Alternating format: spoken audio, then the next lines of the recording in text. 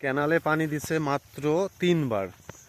আর এই ধানগুলা উঠতে মিনিমাম 3 মাস কি 3.5 মাস 4 মাস এরকম লাগে। তার মধ্যে মাত্র ক্যানালে 3 বার পানি দিছে।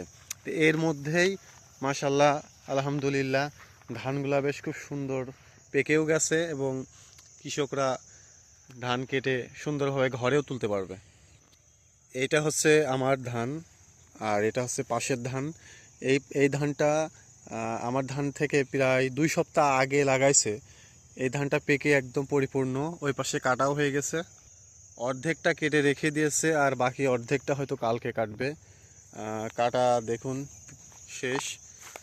2 দিন হয়তো লাগবে শুকাতে এবং তার 3 দিনের দিন হয়তো হাতা বাঁধবে। হাতা বাঁধার পরেই চাউলি করে সেদিনই বাসায় নিয়ে যাবে, হয়তো তার পর দিনেই বড় একটা স্টারিং করে নিয়ে যাবে।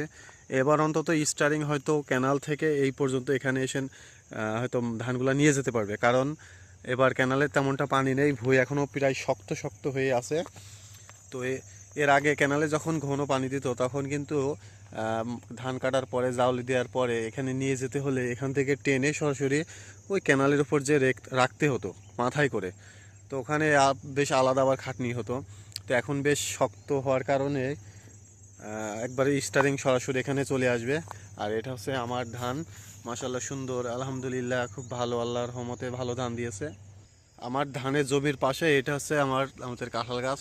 তো এখানে 1 সপ্তাহ পর পরই কে যেন কাঁঠালের পাতা কেটে কেটে নিয়ে যায়, কিন্তু আমরা দেখতে পারি না, মানে ধরতেও পারছি না।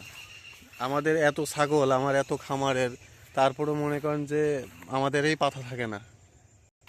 এর আগেও একটা ভিডিওতে আমি দেখাইছিলাম যে এই ধানের কথা, এই যে এটা কি ধান, কেউ জানতে পারলে অবশ্যই কমেন্টে জানাবেন। কালো দেখুন।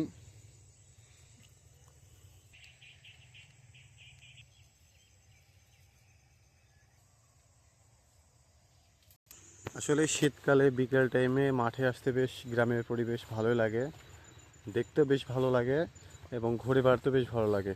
আর এই পাশে আমাদের আছে গাং, এখানেও ধান হয়, আবাদ হয়। এই পাশে দেখতে পাচ্ছেন কিছু ধান আছে, আর ওই পাশে আছে পানি ছিল। তো এখন সবাই সাফ করে এবার ওখানে নিচে ধান লাগাবে, এই নিচে উপরে 2 জায়গায় এবার ধান হবে। আসলে আমাদের বিচলি এমনিতেই কেনা লাগে, কারণ আমাদের জমি অল্প আর এখানে অল্প করে বিচলি হয়, তারপরেও মনে করেন ছাগল গরুর জন্য কেনা লাগে।